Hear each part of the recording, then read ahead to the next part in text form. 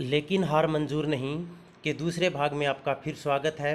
पूरी ऊर्जा से लगा दो अपने आप को अपने लक्ष्य के प्रति, अपने मंजिल के प्रति, अपने उद्देश्य के प्रति, और उसमें जब तक लगे रहो जब तक वो मंजिल आपको नहीं मिल जाती, अपना उद्देश्य आपको नहीं मिल जाता, अपना लक्ष्य आपको नहीं मिल जाता। लेकिन याद रखना, इस मंजिल को जब आप इस मंजिल के तक आप सफ़र तय करेंगे, इस सफ़र में आप कभी अर्श पर जाएंगे तो कभी फर्श पर आएंगे।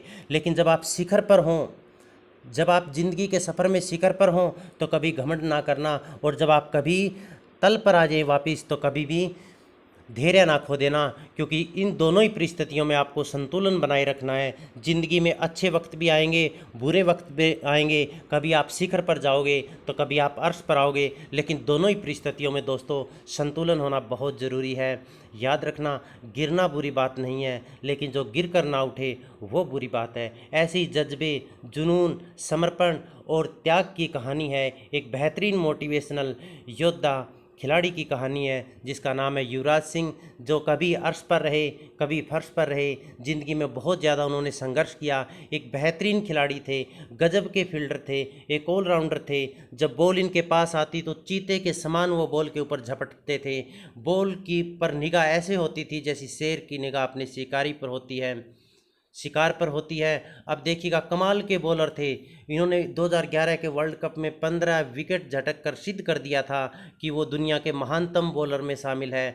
बैट्समैन का तो इनका कहना ही क्या है, खौफनाक बैट्समैन थे। जो भी बॉलर उनके सामने बॉल फेंकता था वो खौफ खाता था, डरता था, दहशत में रहता था। इसका नज़ारा 2011 के T20 वर्ल्ड कप में देखा गया, जब दुनिया का बेहतरीन गेंदबाज स्टुअर्ट ब्रॉड ने इनके सामने 6 बॉलें फेंकी और 6 बॉलों पर 6 गगनचुंबी छक्के लगाकर, और उसी मैच में 12 बॉलों पर सबसे तेज 50 लगाकर क्रिकेट के इतिहास में कोहराम मचा दिया था। ये इनका शिखर तक का सफ़र था। लेकिन इस शिखर तक के सफ़र में इनकी में आक्रामकता थी।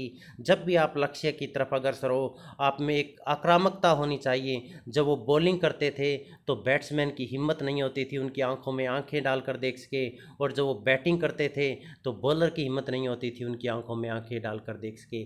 ऐसी आक्रामकता लाइफ में रखना, इस तरह की आक्रामकता हर एक कदम पर रखना, जो आपको लक्ष्य की तरफ लेकर जाएगा। लेकिन इसके साथ साथ इनके व्यवहार में शालीनता भी बहुत थी। क्रिकेट के भगवान के जब इन्होंने भरे मैदान के बीच में जब पाँव छुए, तो हर एक कोई इनके व्यवहार से गदगद हो गया। याद रखना, जब आपका लक्ष्य बड़ा हो तो बड़ों का आशीर्वाद और दुआ आपके साथ होनी ज़रूरी है। ये युवराज सिंह के शिखर तक का सफ़र था। लेकिन फिर क्या होता है, 2010 के अंदर इसे ज़ोर ज़ोर से खांसी आने लग जाती है। जब ज़ोर ज़ोर से खांसी आती है तो उसे सांस लेने में भी तकलीफ़ होती है, और उसे लगने लगता है कि मेरे साथ बहुत कुछ गड़बड़ है, बॉडी के अंदर बहुत कुछ गड़बड़ हो रहा है। तो वो क्या करते हैं, चेकअप करवाने की सोचते हैं। लेकिन 2011 में आगे वर्ल्ड कप था, जो इसके बचपन का सपना था भी, मुझे इंडिया को वर्ल्ड कप जिताना है और उस मैच का मैं हिस्सा बनना चाहता हूँ, उस टूर्नामेंट का मैं हिस्सा बनना चाहता हूँ। तो इन्होंने ये बात किसी को नहीं छुपाई, किसी को नहीं बताई, सबसे छुपा कर रखी ये बात। और 2011 की जो बड़ा टूर्नामेंट था, वर्ल्ड कप का टूर्नामेंट था, उसमें वो चले गए। लेकिन जब वो मैच खेलने के लिए जाते थे, तो जब वो रनिंग करते थे तो उसे सांस लेने में बहुत तकलीफ़ होती थी, और उसे थकान भी बहुत ज़्यादा थी, क्योंकि उन्हें कैंसर था। ये बात केवल या तो वो जानते थे या फिर भगवान जानता था। इतना बड़ा सदमा, इतनी बड़ी टूर्नामेंट, इतना बड़ा इरादा, इतना बड़ा लक्ष्य, लेकिन किसी को एक बात तक नहीं छुपाई थी। रातों को नींद नहीं आती थी, उल्टियाँ आती थी, बहुत ज़्यादा तकलीफ़ में रहते थे।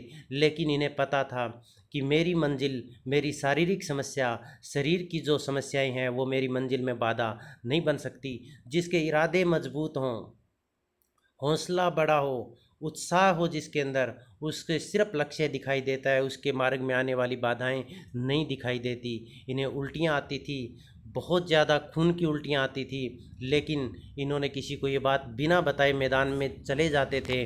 और जो 2011 के टूर्नामेंट के अंदर इन्होंने कोहराम मचाया था एक ऑलराउंडर के रूप में, वो हम सब ने देखा था। इन्होंने 9 मैचों में 90.5 की औसत से 362 रन बनाए। ये यहीं पर नहीं रुके, इन्होंने 15 विकेट भी लिए इतनी बड़ी टूर्नामेंट के अंदर। इसके साथ साथ इन्होंने 4 अर्धशतक लगाए, एक शतक लगाया था इस टूर्नामेंट के अंदर, और 4 मैचों में मैन ऑफ द मैच बने, और पूरे आईसीसी वर्ल्ड कप 2011 के प्लेयर ऑफ द टूर्नामेंट रहे थे।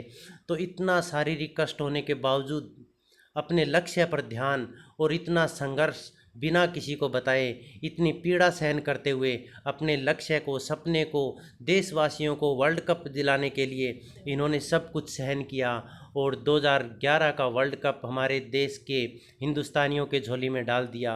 वो एक बहुत खुशी का दिन था। वो केवल नए युवराज सिंह के लिए खुशी का दिन था, परंतु प्रत्येक भारतीय के लिए गर्व की बात थी, एक खुशी की बात थी, क्योंकि यह दिन हमारे जीवन में 28 साल बाद आया था। सभी खुशी से झूम रहे थे, लेकिन युवराज सिंह को पता था उसके साथ क्या हो रहा है।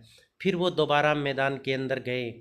मैदान के अंदर जब गए, उनकी हालत और ज़्यादा बिगड़ गई। इंग्लैंड के वेस्ट इंडीज़ के दौरे पर गए थे, किसी को बताया नहीं था, लेकिन फिर वापस उन्हें तबीयत ख़राब होने के कारण लौटकर इन्हें वापस आना पड़ा था।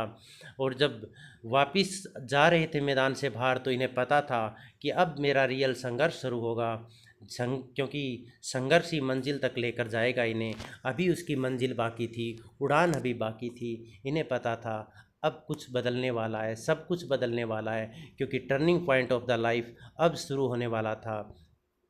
अब जब अमेरिका के अंदर गए ये अपना इलाज करवाने के लिए, वहाँ कंफर्म हो गया कि कैंसर है, और एक ख़तरनाक कैंसर है, बहुत बड़ा ट्यूमर है उनकी बॉडी के अंदर। और डॉक्टर्स ने बताया भी इस तरह की बीमारी में बचने के चांसेस बहुत कम है।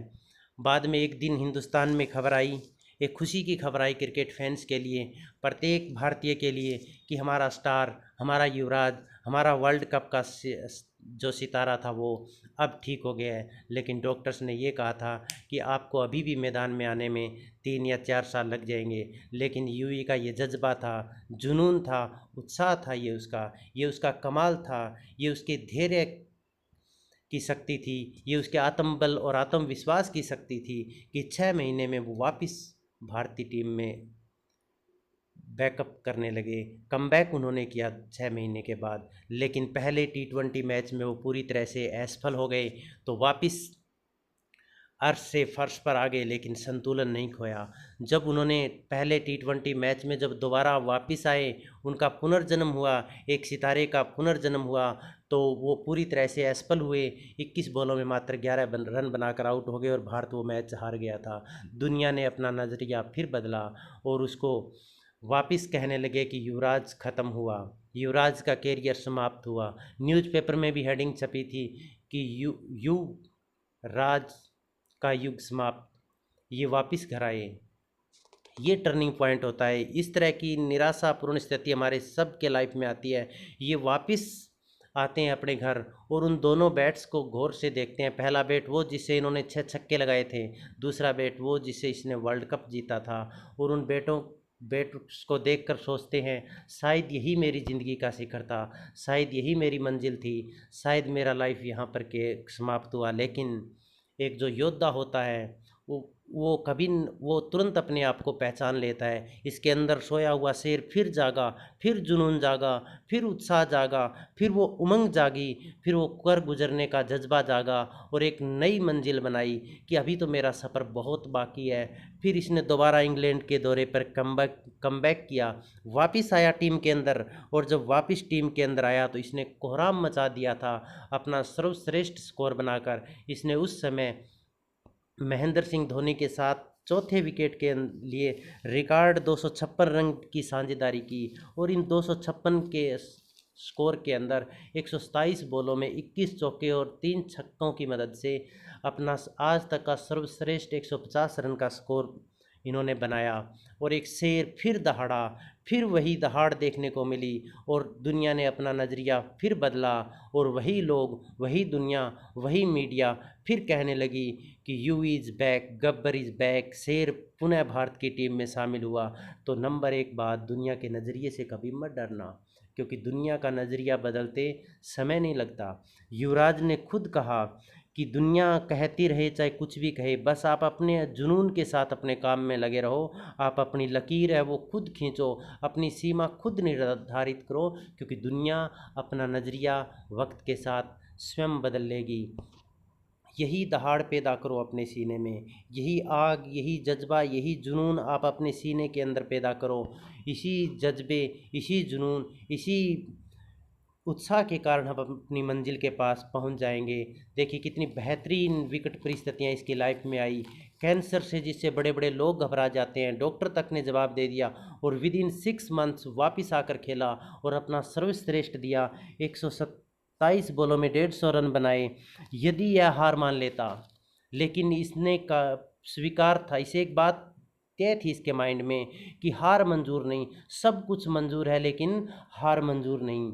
इसी वजह से यदि हार मान लेता तो इसका सब कुछ तबाह हो जाता, कैरियर समाप्त हो जाता है, लेकिन इसने हार नहीं मानी और अपना सर्वश्रेष्ठ दिया। इसके बाद आईपीएल ने धूम मचाई और भी बहुत सारे इन्होंने मैच खेले। तो आप भी बस इतना करें, दर्पण के सामने जाकर खड़े हों और एक हौसला, हिम्मत जुटाकर दर्पण की तरफ इशारा करके बोलें कि ये वही आदमी है, ये वही शख्स है जिसे सिर्फ जीत के अलावा कुछ भी मंजूर नहीं है। हर हालात में, हर कीमत पर ये जीतेगा, केवल यही जीतेगा, इसके अलावा दूसरा कोई इंसान इसके मुकाबले का नहीं है। और फिर देखना एक और युवराज पैदा होगा, एक और योद्धा पैदा होगा और एक और बेहतरीन खिलाड़ी पैदा होगा।